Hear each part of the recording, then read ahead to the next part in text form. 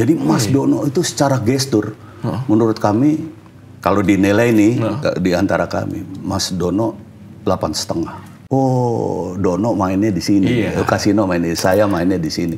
Dan itu yang kemudian menjadi semakin kemari semakin kita kuasai gitu. Oh ini. Istilah Gile Lundro tuh siapa yang mulai? Masih ada yang nanya lagi. Kasino. Gile Lundro. Kasino.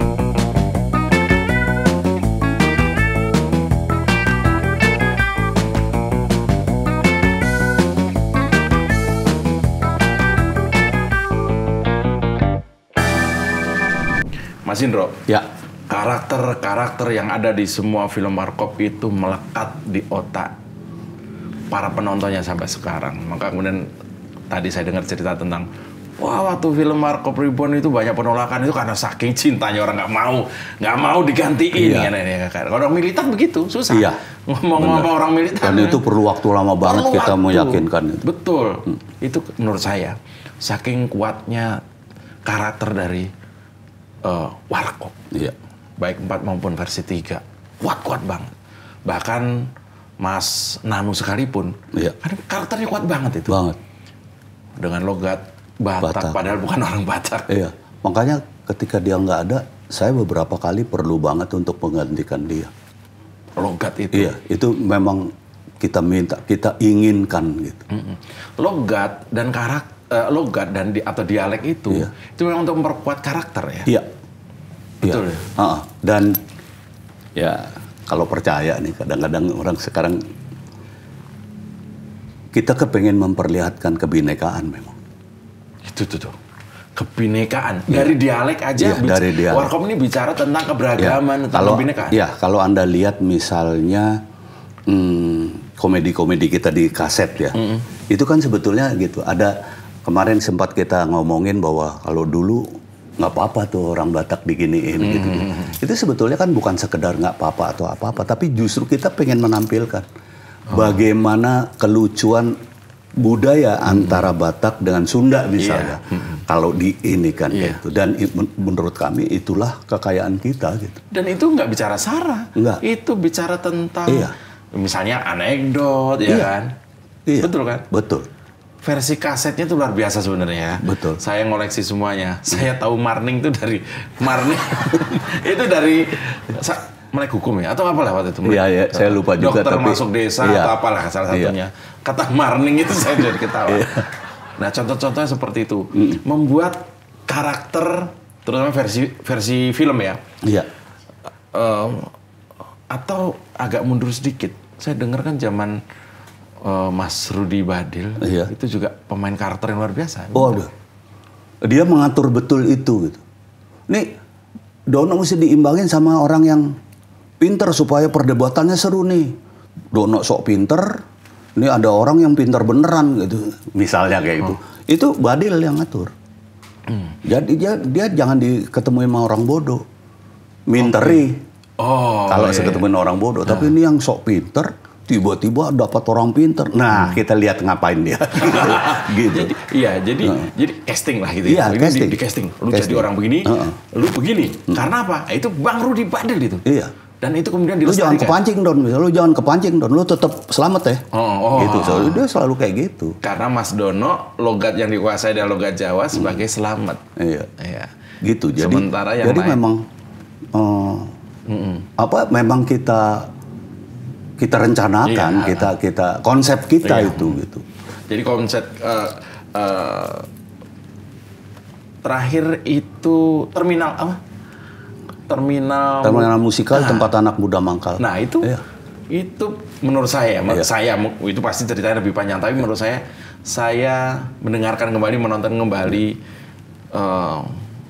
konsep komedi pertama yang saya tahu soal Warkop itu, di situ sepertinya karakter sudah mulai main. Sudah. Iya kan? Sudah. Ketika cuma dia lebih halus ya, karena di TV kan, di TV kita juga harus pikirin Om Mus Maalim. Karena bagaimanapun juga kita berterima kasih sekali sama beliau.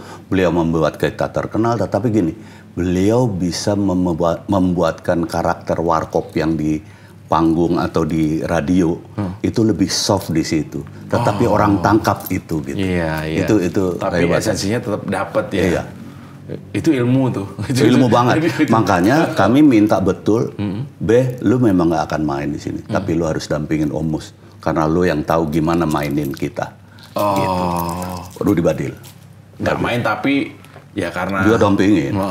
Dia nulis di awal, gua kepengen gini-gini, jadi nulis dia. Babe nulis. Si pemberi karakter tadi ya. Iya. Nulis. Nih kalau si Indro enaknya diginiin Om, gini-gini nih, dia gini-gini gitu. Karena pertama mahir dalam dialek ya, Om Indro. Bagiannya agak berat ya. Saya kebetulan karena banyak dialek yang bisa saya mainin, saya rada berat. Lebih berat. Dapat aja untungnya. Iya, tapi kan memang tetap saya set upper, Mas. Oke. Saya set upper kayak gitu. Si yang menghantam siapa? Dono. Itu udah atau pasti Kasino, gitu. Oh gitu ya? Iya. Pembagiannya gitu ya? Gitu. Dari sekian banyak karakter, khususnya Om Indro nih, mana yang Om Indro tuh nyaman banget maininya? Ini gua banget nih, jadi siapa? Berlogat Batak kah? Saya selalu kepengen semua, gitu. Saya selalu kepengen. Tertantang tuh. Iya. Oke. Misalnya waktu itu, katakanlah nih saya udah sendiri. Suruh jadi Dato Padang. Waduh, seneng banget saya. Dato? Iya, saya dengan jadi Dato. Iya, dengan logat Padang, bahkan bahasa Padang. Bahasa Padang? Iya, bahkan bahasa Padang. Terus saya berpantun kayak gitu. Belajar di mana Padang? Ada luasnya pergaulan? Bukan. Saya minta didampingi oleh orang yang mengerti betul. Semi budayawan lah kayak gitu. Jadi karena memang pengen belajar itu tadi. Iya. Karena menurut saya bukan sekedar orang Jawa ini bisa berlogat Padang, tapi bagaimana orang Jawa ini mengerti budaya Padang gitu. Gitu. Jadi ini kan kekayaan kita, Mas. Keberagaman lagi dialecnya. Kekayaan kita. Jadi saya kemudian merasa bangga. Kami semua masing-masing merasa bangga ketika kami bisa membawakan dengan baik lah, kalau nggak bisa dibilang benar ya. Membawakan dengan baik kayak gitu. Ini akan terus dipupuk oleh Mas Indro dan Warkop sampai nanti. Kemarin Reborn misalnya. Iya. Ya kayak misalnya Kasino. Kasino tuh karakternya kalau lagi Betawi banget, tapi dia pasti kepleset ke Jawanya. Pasti itu. Coba lihat film. Waktu makian khas itu. Itu pasti Jawa dia. Baju Masan pasti. Oh iya. Terakhirnya Kirik itu kan. Misalnya yang dimainkan oleh Vino. Nah, Vino saya terapkan banget itu. Dan dia nggak Betawi terus loh, Vin. Dia tiba-tiba dia itu menarik gitu. Iya. Dia tiba-tiba kepleset Banyumasan kayak gitu. Gila lu, misalnya Betawi. Nah, lu yang bayangin aja, lu jangan begitu dong, lu begini. Gila lu, Ndro. Tetap ada Banyumasan. Kasino tuh. Oke. Lalu gitu. Kalau terkait dengan itu soal jangkrik, Bos, itu siapa? Ide siapa? Ya itu kan ada jokesnya dulu. Iya, dulu kita banyak. Perkuat itunya dulu. Ini kira-kira bisa itu kan callback, Mas. Iya, istilahnya callback ya. Itu callback. Nah, callback ini akan berhasil nggak kalau di film? Karena beda di panggung kita berhadapan langsung, kita bisa bawain langsung. Di ini beda nih, gitu. Ingat jadi kita callback yang kemarin kencing lagi. Ingat? Itu callback legend itu. Callback legend. Ini juga jangkrik pasti juga callback ya. Sama seperti itu. Jadi memang kita pikirin betul. Kita pikirin betul. Termasuk untuk jokes-jokes di panggung itu kita pikirin betul. Jadi mengusung jok panggung ke dalam layar lebar itu strategi khusus ya. Iya. Nggak semuanya bisa. Nggak. Jadi Mas Dono nih. Lagi-lagi Mas Dono. Lagi-lagi Mas Dono. Dipikirin banget pasti. Iya. Setelah kita setahun tuh kita survei di film ini, ternyata ini yang kita dapat gitu, bahwa film itu bukan panggung. Jadi ketika panggung kita filmkan, ya harus orangnya, bukan panggungnya, kayak gitu. Jadi misalnya apa ya? Ya di panggung kita bisa cerita mengenai apalah, mengenai Batak, Jawa kayak gitu. Tapi di film diperankan. Ketika di film harus diperankan. Itu harus dalam bentuk obrolan gitu, nggak bisa cuman kita cerita sendiri. Betul, tapi harus ada yang mendengarkan itu. Wah. Jadi storytelling Maksudnya kalau ketika di panggung atau kemudian berubah jadi kaset itu, ketika misalnya Mas Indro bilang, waktu gua kos, itu kalau di panggung. Tapi ketika jadi film ya lagi kos beneran. Lagi kos beneran dan kita berdua nih berinteraksi gitu. Iya, betul. Kalau itu kan seolah-olah kita sendiri bercerita bercerita tentang si A, si B. Oh, saya nangkep maksudnya. Nah, dari sekian banyak karakter itu, cocok Mas Indro sih saya lihat ya. Sedemikian menguasai dialek-dialek. Sementara untuk Mas Dono itu, kenapa dikasih peran-peran yang sangat, menurut saya ya, penting banget loh Mas Dono itu perannya. Pernah jadi pengangguran juga dia bisa masuk banget, jadi mahasiswa juga masuk banget, jadi detektif yang sial pun dia masuk banget. Bahkan jadi superhero manusia 6 juta dolar dia juga bisa masuk. Bisa masuk. Gitu. Itulah Mas Dono. Jadi Mas Dono itu secara gestur, menurut kami kalau dinilai nih di antara kami, Mas Dono 8,5 memainkan gestur. Aktor dia. Iya. Benar-benar aktor ya. Nomor 2 baru saya, nomor 3 baru Mas Kasino. Kayak gitu. Jadi Jadi memang dia tuh justru peran-peran yang susah. Dia kan orang pintar, Mas. Iya. Tapi selalu goblok di film itu. Mr. Bean banget ya. Tapi dia bisa ininya bawakan peran. Sampai bayangin, saya pernah ceritakan yang anak kecil, anak tukang koran yang saking gemesnya. Kan itu gemes pada kegoblokannya Mas Dono. Iya kan? Dia nggak tahu dia dosen. Dia nggak tahu. Dan berarti itu berhasil kan, Mas? Iya, betul. Berhasil. Benar. Ketika seseorang memainkan peran antagonis, di luar sana dia dimaki-maki, wah jahat loh, jahat. Berarti berhasil kan? Seperti itu gitu. Dan Mas Dono seperti itu.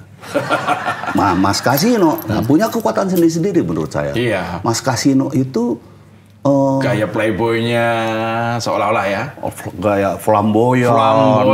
Terus sok tahu. Pura-pura kaya. Sok jago, kayak gitu. Itu dia. Sanwani. Pengguna mobil bengkel bapaknya ganti-ganti. Gue gonta-ganti. Gimana sih? Hobi gue banyak mobilnya. Dia sampai tahu bengkel.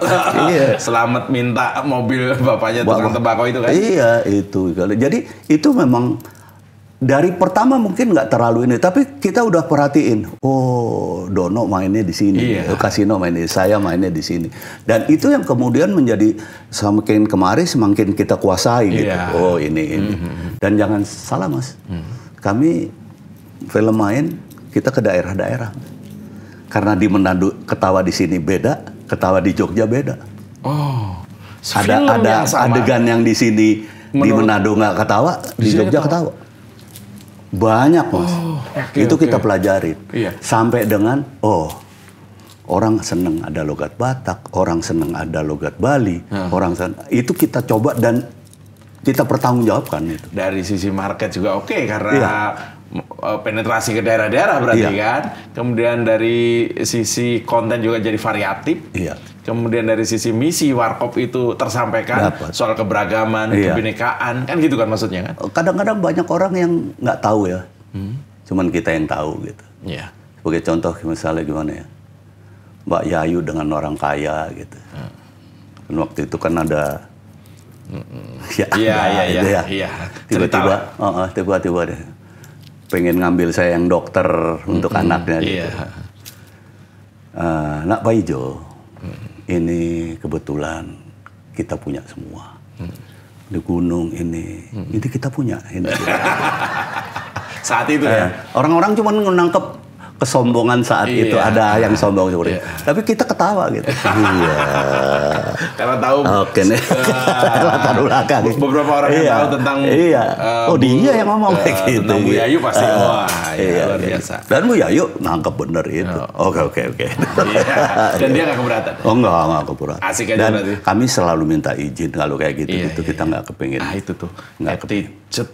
Attitude, akhlak, berkomedi. Warkop belum tertandingi. Sama misalnya bahan. Kadang-kadang kita ambil dari pelawak lain, tapi kita beli. Kita beli. Itu kita beli. Dan itu biasa-biasa saja, boleh. Sah-sah saja. Sah. Bahkan kesannya membantu juga kan, berkarya kan. Makanya saya paling kepingin nanti Paski punya bank naskah misalnya. Wah itu tuh saya mendukung itu. Saya kepingin banget. Betul. Jadi kita kumpulin juga penulis-penulis naskah. Ayo nulis di sini, taruh di sini. Bikin kayak sistem koperasi. Betul. Jok bisa dibeli, bisa dimodif ya setelah dibeli bebas. Nggak ada bajak-bajakan jokes lagi gitu kan. Sudah ada dan sudah resmi kok gitu. Jadi seperti legal. Iya. Seperti Iya. Itu salah satu niatan Mas Indro membumikan ideologi komedi warkop itu tadi ya. Iya. Satu tentang beragaman saya menangkapnya dan itu saya sangat respect ya. Saya juga penggemar dialek-dialek. Kemudian tadi tentang ya pas gitu salah satu kanal lah ya dalam berekspresi. Mas Indro ada di dalamnya. Nih ini kembali ke karakter Mas. Ini ada pertanyaan dari netizen titipan tadi. Mas tanyain dong. Istilah Gile Lundro tuh siapa yang mulai? Masih ada yang nanya lagi. Gile Lundro. Jadi gini Mas, sebetulnya itu terjadinya di luar. Gak ada film sama nggak ada, tapi keterucut kalau kasih film. Gile Lundro itu nggak dipotong gitu. Dijadiin? Saya lupa di peran apa. Itu cuma sekali Mas. Tapi begitu menggemanya gitu. Sampai sekarang? Iya. Sampai sekarang? Iya. Sekarang tapi memang semua yang namanya ada Ndro-nya, Hendro, Indro, atau Ndro siapa? Selalu bercandanya. Anak saya namanya Hada Putri gitu. Gile Lundro. Gitu.